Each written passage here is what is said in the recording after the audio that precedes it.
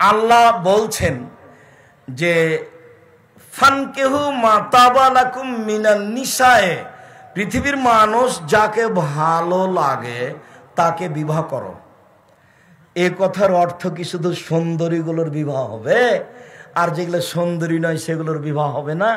জি না, এটা তাকদির। খালি আপনাকে আল্লাহ খুশি করে দিলেন, আল্লাহ আপনাকে খুশি করে দিলেন, তখন আপনি বললেন আচ্ছা ঠিক আছে, এটা ভালো নয়, না এটা ভালো নয়, এটা ভালো নয়, আমি সুন্দরী দেখে বিবাহ করব।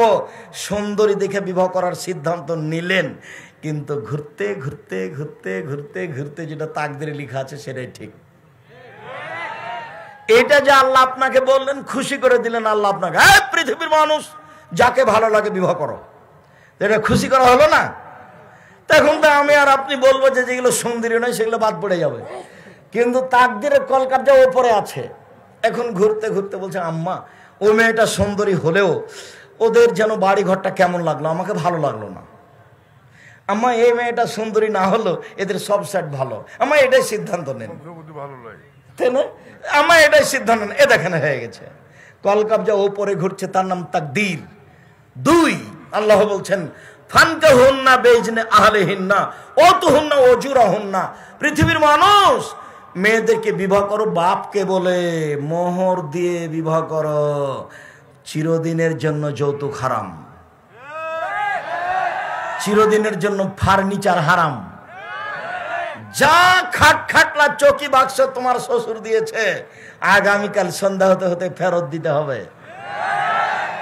আমি অন্য জায়গাতে বলেছি, সেই ভাষাগুলো তোমার কাছে আমি বলতে কষ্ট পাচ্ছি। আমি বলেছি ভিক্ষা করে খাও, চাঁপাইনবাবগঞ্জ ট্রেন স্টেশনে যাও, বাপ বেটা ভিক্ষা করো, যা পাবা এই দিয়ে ফার্নিচার কিনো, এই দিয়ে বিবাহ করো।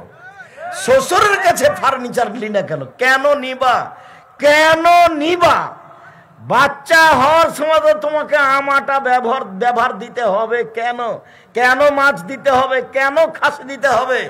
তুমি দিয়ে আসো, তুমি বাপের বেটা, বাপ বেটা ইনকাম করে বিবাহ করতে গেছো। আল্লাহ তো বলেছেন টাকা থাকলে বিবাহ করো, নবী বলছেন পৃথিবীর মানুষ যুবক দল শোনো, যার টাকা আছে সে বিবাহ করবা। টাকা যদি না থাকে তাহলে রোজা থাকো, রোজা থেকে থেকে থেকে যৌবন ধ্বংস করে দাও, বিবাহ করিও না। বিবাহ করলে কি লাগবে? টাকা লাগবে। এই কথা মেয়ের বাপকেও আল্লাহ নবী বলেননি, আল্লাহ বলেননি, মেয়েকেও বলেননি। আল্লাহর কসম, আল্লাহর কসম, আমি আব্দুর রাজ্জাক বিন ইউসুফ আলহামদুলিল্লাহ কোরআন হাদিস মোটামুটি ভালোই বুঝি, আর আমি খুব দক্ষতার সাথে পড়ানোর চেষ্টা করি। একটা ক্লাসে যদি 500 ছাত্র থাকে, আমি যদি ক্লাসে ঢুকি, একটা ছেলে যদি আর একটা ছেলের গায়ে এভাবে হাত দিয়ে চিমটি কাটে, আমি শিক্ষকতাই করব না। আমি যতক্ষণ ক্লাসে থাকি ততক্ষণ ওটা কিয়ামতের মাঠ। এরপরেও আমি বলছি, আমি টুটা ফাটা যেটুকু কোরআন হাদিস বুঝি, তাতে মেয়ের বাপের 10টা টাকা খরচ হবে বিবাহের শুরু থেকে শেষ পর্যন্ত, এর কোনো প্রমাণ কোরআন হাদিসে নাই। এমনকি মনে হচ্ছে যে বরযাত্রী নিয়ে বিবাহ করতে গেছে, তো তোমার শ্বশুর লজ্জায় পড়ে 20টা বরযাত্রী আছে, 10টা ডুলি বিবি আছে, সবার জন্য খাবার রেডি করেছে। উচিত হবে বের হয়ে চলে আসার সময়তে, আব্বা আপনার তো কিছু খরচ হয়ে গেছে, 50,000 টাকা থাকলো আপনার কাছে। আমার এই কথা কি বুঝতে পেরেছেন? তার মানে খরচের কোনো পথঘাট মেয়ের বাপের বোঝা যায় না। আল্লাহর কসম, আমি আপনাদের কাছের মানুষ, বাড়ির মানুষ, আমি আপনার ছেলে, আপনার ভাতিজা, আপনার ভাই, আমি যেভাবে কোরআন হাদিস বুঝি, তাতে 1টা টাকা মেয়ের বাপের খরচ হবে এরকম কোন কোরআন হাদিসে প্রমাণ করা যাবে না, বিধানের নাই। আর আমি যে কথা বললাম, এইভাবে উল্টে ধরার কোনো পথ নাই কিয়ামত পর্যন্ত।